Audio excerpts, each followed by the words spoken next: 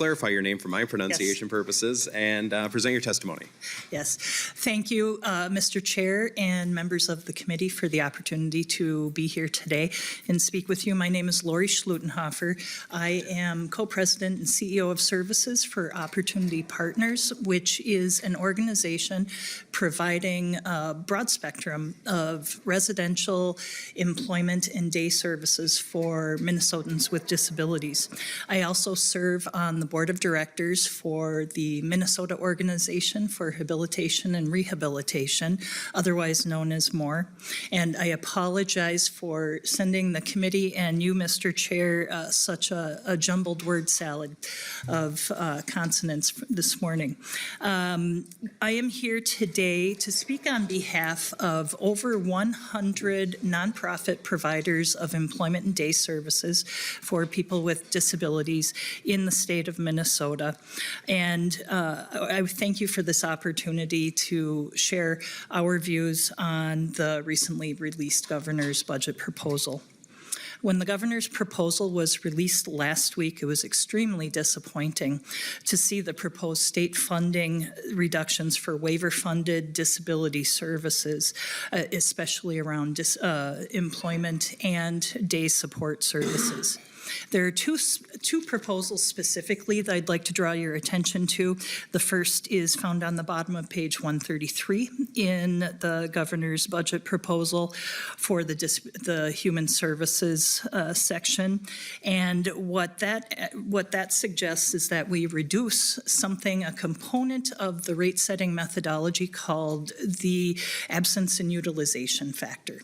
And what this is really most simply is a factor in the formula that accounts for the fact that a provider needs to have staff on duty, needs to have vehicles, needs to have services and supports available. And some of the people we serve, because of medical complications, psychiatric complications, are not able to attend every day.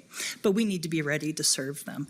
The proposal from the governor's office suggests that we move that absence factor downward from the current 9.4% to 3.9%. I can tell you, looking at my organization, Opportunity Partners experience in 2024, we see an absence rate of 11%.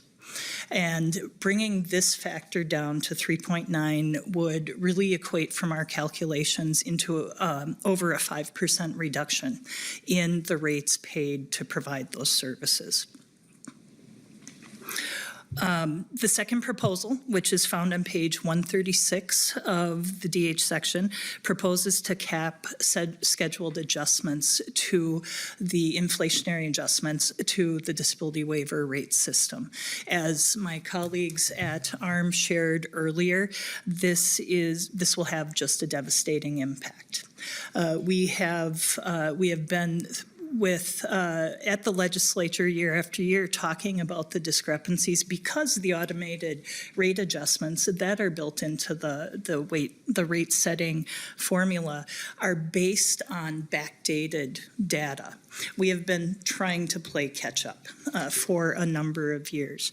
And as Ms. Grafstrom had shared before, day providers, residential providers are continually looking at how we can invest and raise wages and come to a level of a livable wage for the staff who provide the valuable services we provide.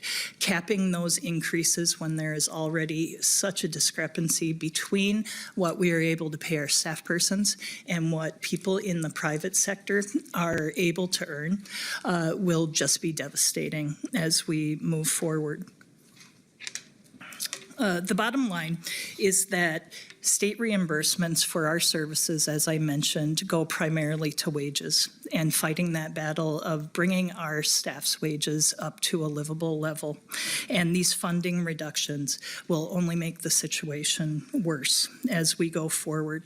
And it'll make it harder for people across Minnesota, many of whom are already stuck at home waiting for services because we are unable to hire the staff to provide them. This will have a dramatically negative impact on our Minnesotans. We know that our state policymakers have some very difficult decisions to make in order to fund the budget and agree on spending in an environment of limited resources and increasing costs. We only hope that the governor and the legislature will see our community members as a priority as we do this work together and help us to continue to try and offer competitive wages for the people who make it possible for Minnesotans with disabilities to live full and meaningful lives. I thank you for the time, and I'm open to questions. All right, thank you, Ms. Schluttenhofer, for your testimony this morning. Are there questions for Ms. Schluttenhofer? Seeing none, the committee thanks you for your testimony and wishes you well in your endeavors this session. Thank you, Mr. Chair.